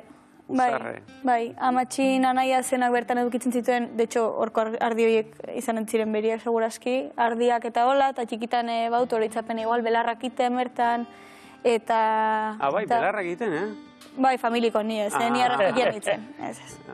Baina bai, eta ematen dit beti baki azakit zertez leku horrek. Eta dena belardia da, edo badu arbolarik, edo... Bai, dago mendi erdian, eta dago arbola zinguratua eta hola, baina justu argazki horretan iduridu ezetz. Eta gaur esan duzu tarteka pasatzen zarela. Baina ez da peixiki leku horretara beste zerbaitara meditatzera edo... Mendiko buelta ematera, betiko mendiko buelta, baina horrek bidean hartatzen hau beti eta hor gelitzen naiz beti ratoska bat. Ratoska bat. Ederki, Olaia, Bueno, eskerrik asko. Ze, geltoki politak, Jon Artano. Ederrak izan dira. Eskerrik asko gertu zeuden, eta gauza asko esateko eskerrik asko oso politia izan da. Eta orain, maialen ez dakit, Bai, ez gara oso urrutira joango, ze Olaia zu ezagutzen ari gara, zure diskoaren bidez, zure musikaren bidez, geltokien bidez, baina beste norbaiti ere galdetu nahi izan diogu, eta hortxe dago beste aldean. Eider Bidegain, arratsaldeon! Arratsaldeon. Eider! Zer? Olaia, ez zenuen espero? Ez. Nora induzue hau? Boa, gero deituko dizut, Eider. Bai, infraestrukturaz gero hitz egingo dugu. Eider, Olaia Oronozkoa da, eta zu Arizkunekoa, baina bastanen elkar ezagutzen omen duzuen. Nola ezagutu zenuten elkar, Eider? Pues hemen, bueno, herri txikek diren ez da pertsona ezagunitz bizi garenez, pues txikitatik edo elkar ezagutzen dugu, eta gero bai institutuan bakarra dagoenez hemen, pues ja lehenengo DBH-tik elkarrekin ikasten, eta hortik. Eta gero unibertsitatean jarraitu zenuten elkarrekin, ala hor bideak banatu egin ziren? Banatu ziren, baina gero berriz ere elkartu ziren, ze ez zitzaigun gustatzen biei unibertsitatea eta elkartu ginen berriz ere Iruñan ikasteko bertze gauza batzuk eta elkarrekin bizi ginen Iruñan ere, Iruñeko pisu batean. Olaia, azalduko diguzen orden Eider Bidegain? A ber, Eider da lagun arrason bat. De hecho, Eider, ez duzu kontatu nola ezagutu ginen, baina zutani uste dut ezagutu ginela ospitalian sortu ginelaik. Zeren... Aiba. Nera... bero, bai. Uste dut bueno, bera da urtarrilan laukoa eta ni urtarrilak 12koa. Eta nire ustez bere amaia edukizuelaik Eider jontzela neraman bisitan eta ontzirela hor. Koinziditu zutela ospitalian. Eta gogoratzen zara, Olaia? Inbeste gogoratzen zara? Bueno, umetokiko memoria hori edo. Umetokiko memoria. Bueno, horrek kantu bat merezi du, eh? Hor baukazu beste gai bat, eh? Bai. Eider, gero zagaztuko gara, baina ez dakit orain duzuen hau, eh? Bai. Eider. Ilusiona. Eider, zuk badakizu musika zerbait, antolatzen duzu musika jaialdik bat ere, hemen dugu, nola izena du? Arizkun Rock. Arizkun Rock, hori da, Arizkun Rock jaialdia. Nolako musika egiten du Olaiak? Ez dakit, eske da indibertsua bezala, edozein egunetan jotzen alduela, eske, ez dakit, du variedadea honiz bezala, eta iten duena, pues beti ongi. Eta hoi. Eta ze iruditu zaizu bere azken lana, lehengo lepotikan burua? Pues brutala, eske super ona. Banituen nik kristongoak ere berak ateratzeko eta loratzeko bezala berak baduen artista hoi barne, bueno, bera den artista, eta banituen kristongoak jaiteko bera zerbait beria egiten nahi zuena eta gusten den bezala arrasongi atrazaio, eta pues hoi, inguruko guztiek gaude arraskonten, eta nire bai, eta hoi, bai. Olaia, Eiderrek abentura bat edo anekdota bat kontatu du, Portabenturan zerbait gertatu omen zitzaizun atrakzio batetik jeisterakoan, edo badaulako abentura bat? Aparrezak, ja. Badakizu zertaz ari garen, Olaia? Eider, eran nahi duzu kasi hil nitzela kaida libre batean. Bai. Zer gertatu zitzaizun, Olaia? Osa, berez deus, baina ni sentitu nintzen nire posibilitate fisiko eta mentalen mugan, osa, eta, zimaz, joan ginen elkarrekin, Eider tani bizitu izan gara elkarrekin baita ere, eta joan ginen uda hortan elkarrekin Portaventurara, eta deus, ibili ginen kaida libre hauetako batean, eta batean sentitu nuen egiazkin sentitu nuen hilbar nintzela. Eta, baina, modu batean bastante, osa, egitan, Eta hauek ez ziren apuratu bat ere, osa, pentsatzen dut. Esan nahi duzu pixka sobredimensionatu egin zenuela egoera? Posible da. Itzulitzara berriz? Bai. Gainditu duzu? Ez. Baina Eiderrek salbatu nahu behin baino gehiagotan bizia, Aurreko asteburuan ere bai Eider gizakunden. Jarri genuen, ginen mozorratok eta baginen tunturru bat, kartulinazkoa, eta batek mantziten antortxa batekin nahi gabezu, ginen musiko bat dantzatzen hola, eta nire burua zutan, ni dantza. Benetan? Bai, eta Eiderrek Eta Eiderrek endu ziten. Benetan? Bai. Wow. Bueno. Osea, esker mila Eider. Olaiaren aingeru paperak ere betetzen dituzu. Aizu, Eider, zuk esaten duzu Olaia oso iztuna dela, ezta? Iztuna da? Bai. Gurekin bai. Bai, Eta ondo pasatzen duzu berarekin? Zer? Ondo pasatzen duzu berarekin? Bai, eske gara, pixket zirko bat, elkartzen garenean, orden, beti akitzen dugu, bai. Orden, beti pasen dugu arrazongi. Ja, pixkat zirko bat, sua buruan, eta bai, holako.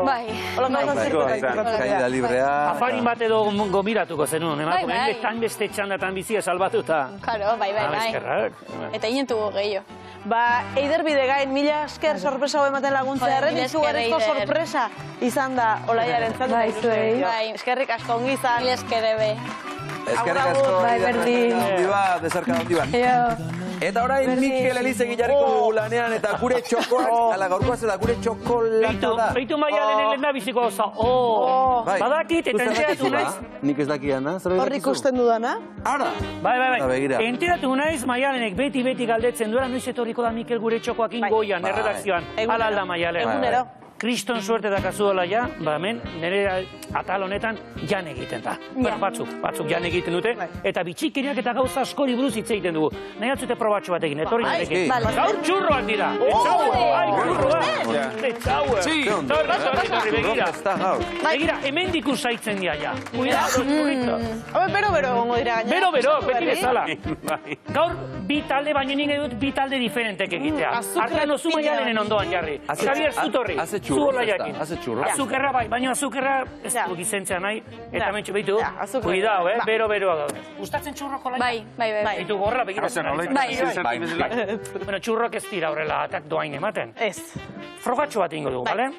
Hemen azalduko dira hiru bitxikeri, hiru hauetatik bat gezurra da. Ados. Zuek asmatu batzu, zuekin hasiko naiz, Jon eta Maialen, bai? Bai. Bat gezurra da, asmatzen moduzuen, nahi dituzuen txurrok hartu. Denak, ados. Bai, venga, lehenengoa, hortxe dago, a ber. Eta lehenengoa, hortxe azaltzen da. Ardi txurroa, txurrori buruz harri gara. Ardi arraza bat da, izan daiteke. Disneylandeko, bai, eske izena, produkto izarra da, txurroa. Eta hirugarrena, txurroren museoa Orlandon dago. Baina ze Disneyland, Europakoa edo? Bueno. Horregatik, ez du, oker. A ver, zer esango dugu? Gezurra zein da, ardi arraza bat da. Gezurra zein da? Gezurra. Hiru hauetatik bat gezurra da. Lehenengoa ardi arraza bat da, bigarrena Disneylandeko produktu izarra da, eta hirugarrena txurroaren museoa Orlandon dago. Eseko Disney txurrorik ez dago. Bai. Zein da gezurra? Disneylandeko produktu izarra dela. Disneylandeko produktu izarra ez dela txurroa. Parisen ez dago. Orlandon ez dago. Ikusiko dugu ala den baiala ez. Aber horra saltzen den? Ez dago. Txurroren museo Orlandon. Disneylandeko produktu izarra da. Urtean, 2 milioi txurro egiten dituzte. Benetan esaten dizuet. Benetan. Eta ardi arraza bada txurra. Txurra erdi arraza bat da, ez da jakingo zer dute. Orduan, momentu zau, honea pasako dugu. Zuek ez zute probatuko ere. Eta kaso horretan, eta txurri ere, bai? Txurri baita ere, izan diteke. Nik badut zakurra bat, txurri zentzuna. Hortxe txiko dugu. Bigarrengoa, galdera zuentzat, galdera do behintzat bitxikeria, bai? Hortxe azalduko da. A ber, non da? Bai, txurro gaziak ere badaude. Ados. Bale? Urriaren 5ean nazioarteko eguna da, txurro nazioarteko, bai, joan parrezien, nazioarteko gauza asko daude. Eta hirugarrena, 20 baten tamaina zuten hasieran. Txurroa jokua. Zein da gezurra? Nik uste bai. Azkena, erranaiko du igual txurro egiten dela egiten aldela luz. Zango dugu hirugarrena? Osongi, zuek pentsatu, ongi? Urriaren 5ean azkenen igual nilango ditu txurroa. Hainbeste egun daude. Venga, bi edo hiru. Denbora pasatzen ari da. Venga, hiru gezurra. Venga, hiru gezurra, venga. 20 baten tamaina zuten hasieran. Hori gezurra dela. Hori horrea den bai ala, ez? Oiek ez haute egia dela. Urriaren bostan aspertzekoa, ez? Azaroaren 11an da. Eta leheno gainera, Jesukriston txurrok egiten zituzten, bageta bat ezala. Honek ematen du, orain arteko emaitzak ikusita txurrasko ematen du. Txurrasko izan daiteke, baina txurrasko ez, txurrok ederrak egiten dituzte, eta Kristonak Santa Lucia txurrerian Donostian. Hor bai, begira, usaitu eta gozatu. Txurreria, Santa Lucia, zatu.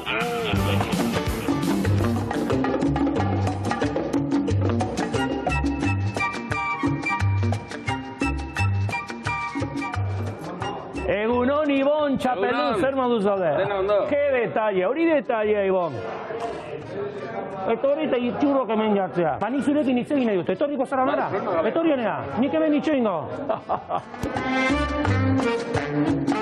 Bueno, Ibon, hemen ikusten dut Santa Lucia 1956 urtetik. Hasi zan hau edo nola izan zen? Hori da, baina ez zan hemen hasi. Hasi zan 31 agosto kalean, han egozian 75 arte, eta gero honea etorri zian. Aizu, egun batean, zenbat txurrok egin ditzakezu hemen? Egun normal batean.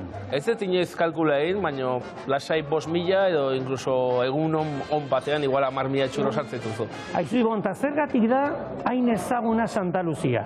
Bueno, urtean zeharta, beti aitonakin etortzen zian, gero semeekin, gero hilobekin, dena, familian zer pasatzen da. Azkenen tradizio bat bezala izaten da, txurrok atera Santa Luziara. Aizu, gustatuko litzaidake oain ikustean nola egiten dituzuen txurrok. Posible aldu dugu. Bai, problema da. Bai, venga, bagoazen. Hau da zure txiringitoa. Hoi da. Bueno, masa egina dago, Ibon. Bai, masa hemen da kateina, hartzen dugu, eta barrura. Barrura. Eta hemen sartuta, itxitapa, kontatu egiteko. Makina bera bakarri mozeitu. Berak mozten du? Eta gero ni regulatu barret nahi bez. Neurria. Hoi da. Zuek ere txokolate ingozu. Bai, hemen barruan dago. Hemen barruan dagoetena txokolatea. Albaino Maria egiten dugu. Bai? Eta Albaino Maria gero, bueno. Haze usaia, Ibon. Ibon, noen gustatuko litzaidake Donostiko jende guztiak probatzera zuen txurroak. Ea zer esaten duen zuen txurroi buruz. Honi duitzen zaizu? Bai, prestatuko ditugu batzuk? Prestatzen dugu. Haze itxura dakan horrek, Ibon! Plazer bat izan da, eman eurra txurrolieri eta gora Santa Lucia! Aio artista! Eta Santa Lucia txurreriak lortu du nire kalitatezko zeiua. Baina hori bai, txurroak eta banatzeko, elegante, guapo, horrela behar. Apako. Churro bat nahi aldu? Bai. Ya estamos en eso, ba? Bai. Agur. Galdera bat erantzuten badiak tita baten txurro bat emango dit. Txurroak nahi dituzue? Bai. Txurroak sortu zirenean, zen neurria zakaten txurroaiek? A. 15 zentimetrokoak ziren. B. 30 zentimetro. Edo C. 60 zentimetroko txurro. Uste 30 zentimetro. Zure lagunak esaten du 60 ez. 30 igual izan dezake. Zuk uste duzu B. 30 zentimetro. Ba ez da 30, 60 zentimetrokoa. Baget bat bezala, izue bizko txurroak ziren. Hartza txurro bat. Tipo jatorra izalako. Kategoria. Erra, sartzak berriz. Artista, txurroak! Hatxez, kuidau, Mikael, lehen da biziko galdera bat. Nondik dator txurro izena? A. Ardi arraza bat da. B. Sortzailearen ez izena zen. Edo C. Sortu ziren zonaldeko herri baten izena zen. Venga, zerekin jongo gara. Denbora pasatzen ari da. Sortzailearen ez izena zen? A. Zan. Ardi arraza batetik. Santa Luziako txurrok. Txurreria. How are you? You know how to move to the churrin? Churrin? Yeah, do it. You know what you know to it. Yes, on the calders. In the answer to the calders to the question is... Vas a ir, seguir. Pues ya lo siento. Gracias. The origin of the churrin? Where? Zein leku superturistikoan dira oso ezagunak txurroak. Sería? Excuse me. What? A. Erromako Koliseoan, Russian, B. Pariseko Eiffel dorrean, China, eta C. Disneylanden. En Disneylandia, ¿no? Alaxe da, oso ongi, txurrito, Sebas! C. Ego Africa. Africa. Africa. It's China. It is China? China. What? What? You never hear lots about the churros in the barbecue. Okay. I did not know. I'm very jatorra. and you. Okay, hartu. Eskerrik asko. Agur, Santa Lucía churrería. De toda la vida. Nola gozatu dute. Erra, churrería Santa Lucía, eta ze ona. Bai, ingelesakin ongi moldatzen. Ondo. Bai, ulertu dizute, hori importanten. Hori zute importanten.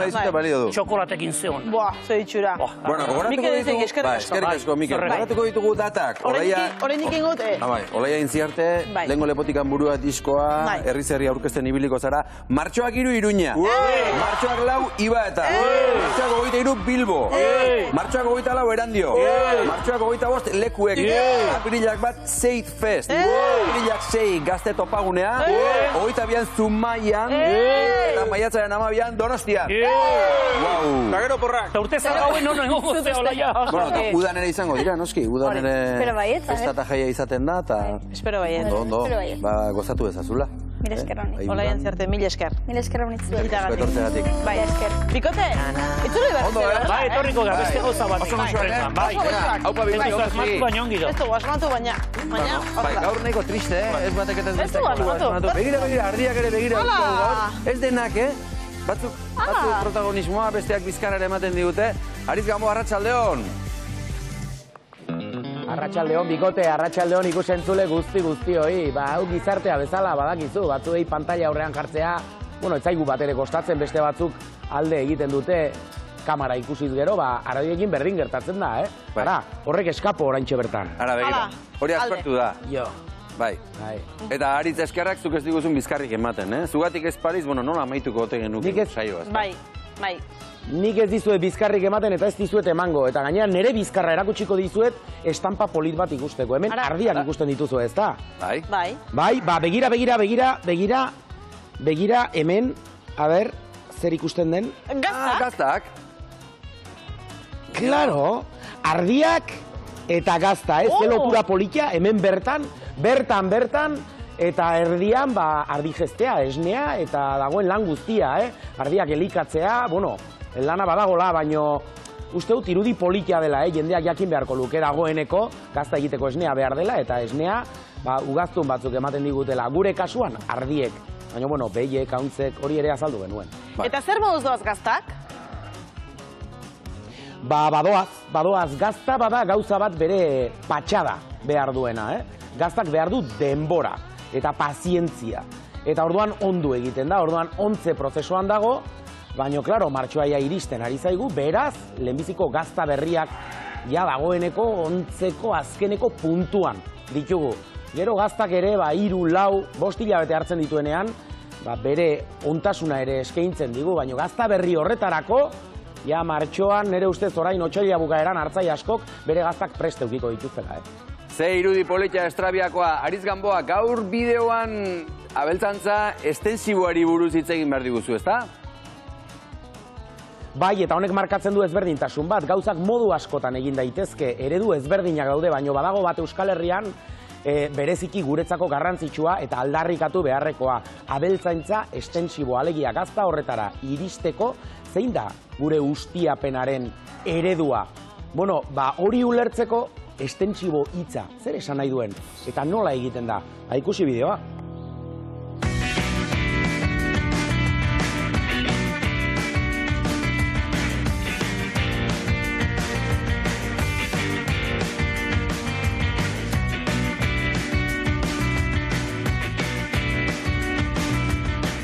Askotan hitz egin dugu abeltzaintza edo ganaderitza estensiboaz.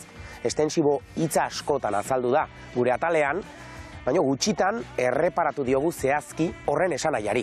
Abeltzaintzaz hitz egiten dugunean, etxekotutako animalietaz ari gara. Hau da, etxekotutako animaliak baliatzen ditugu, hain zuzen ere gure elikagai hornidura bermatzeko. Bada, baita ere, basa animaliak zaintzeko espazioak eukitzearen aktibidadea, baina horri zo zaintza edo zo aztegia esaten zaio. Abeltzaintzaz ari garenean, abeltzaintza mota ezberdinak daudela ere azpimarratu behar da. Abeltzaintza estensiboa edo abeltzaintza intensiboa. Estensiboaz ari garenean, lur eremu handi batean gure abereak elikatzeaz ari gara. zuzenean elikatzeaz. Alegia, eremu horrek ematen duen elikadura gure aberek zuzenean baliatzea. Eta abere bakoitzak okupatzen duen lur eremua handia eta zabala izatea. Horretarako baldintza ezinbesteko batzuk daude. Batetik noski lurraren irisgarritasuna, lur eremu handi batera iritsi behar gara, eta lur horrek eman beharko dio gure abereari behar duen elikadura guztia. Bestetik, eremu horrek behar dituen baliabideak, ur horniketa edo bideak irisgarritasuna bermatzeko. Abeltzaintza estensiborako gainera etxaberei ere erreparatu beharko diegu. Edozein aberek ezpaitu balio izango lur eremu horretan ematen den elikadura eskuratzeko. Horretarako bertako arrazek itzelezko garrantzia hartzen dute. Milaka urtetan zehar, eremu hoietara bertan ematen den klimari edo bertan egon den gizartearen beharrei erantzun dieten eta moldatu diren animaliak direlako.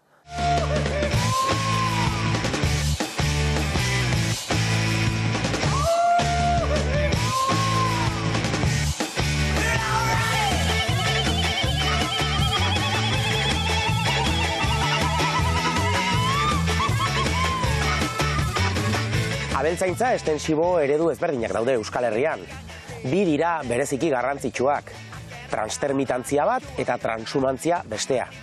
Abere hauen mugimendua, klimak ematen dituen aukera ezberdinak baliatzeko ematen den mugimendu bat izaten da. Gure lautadetako edo baserri ingurutako larreetatik mendi gailurretara eta mendi garaietara ematen diren aukera ezberdinak baliatzeko. Eta badago beste bat, transtermitantzia edo transhumantzia ez dena, baino oso ohikoa dena Euskal Herrian, eta da baserri inguruan dauden pentze, larre edo ingurune horiek baliatzen dituena urte guztian zehar. Bertan ematen den mugimenduarekin ere, ingurune ezberdinak baliatu eta kudeatzen dira.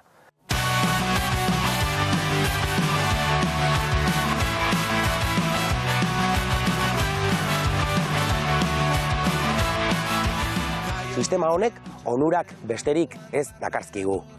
Adibidez, inguruan momentu egokienean baliatzen ditugu dauden baliabideak.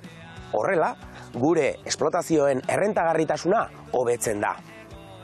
Ingurunearen bioaniztasuna elikatu egiten da eta hobetu egiten da. Eta gainera, giza neurrizko aktibidade ekonomikoak bermatzen dira gure landa eremuan. Herri txikien bizitza bermatuz. Aritz, eta ematen altzaio benetan duen garrantzia? Ba hor dago gakoa, Maialen, hor dago gakoa, ez? Gizarteak esaten digu, behin eta berriz ez ditula makroetxaldeak nahi, eredu industrial intentsiboak ez direla onuragarriak, ez gure ekologiarendako, ez gure gizartearentzako, osasunarentzako. Galdera da, ze ate zabaltzen dugu, ze baliabide jartzen dizkiogu batari edo besteari. Nik bideak zabalduko nizkioke, gure mendi eta alarreak modu estentsiboan kudeatzeko helburuari. Hor bideak behar ditugu. Eta oztopoak ez, trabak jartzen baditugu, lan hori modu duinean egin ahal izatea ez dugu lortuko, eta erreleborik ez da emango. Eta azkenean bultzatuko dugu, nahi duen horri, edo nahi duen hori modu intentsiboan eta industrialean ekoiztea. Zer pentsa badaukagu gizarte bezala, gu bitartean hemen gaude, estentsibidadea lantzen. Bai, Aritz, bihar mozorro kontuak izango ditugu hemen, zuk prestatuta daukazu mozorroa? Ni pentsatu nahiko mozorratu ateratzen naizela beti. Mozolo xamarra naiz eta mozorratu xamarra nabil beti ere. Baina, pentsatuko du zerbait, agian mozorrotuta gertuko naiz. Ba ez pare, ikusleek ez dezatela, biharkoa galdu ze, agian gauza xelebreren bat gertatuko da. Pero, zai izango baituzu Aritz Gamboa, eskerrik asko plazer bat beti bezala, eta entzun duzue, bihar hemen lehenbiziko orduan festa, segulako mozorro festa antolatu dugu denontzat. Eta gu ere mozorrotuko gara. Gu ere mozorrotuko gara. Hemen direlako inauteriak, eta bigarren orduan kirola izango dugu. Izpide igandean jokatuko delako Winter Serieseko aurtengo finala, eta hemen izango ditugu modu batera edo bestera, baina bi protagonista, batetik kiroletako Ane Muruamendiaraz, eta bestetik Iñaki Osa Goiko, zesta puntalaria. Hementxe, hori guztia, bihar izango da, esan bezalagu, mozorrok presatzera goaz. Orain, eguraldia, bibago! Eta biba zuek!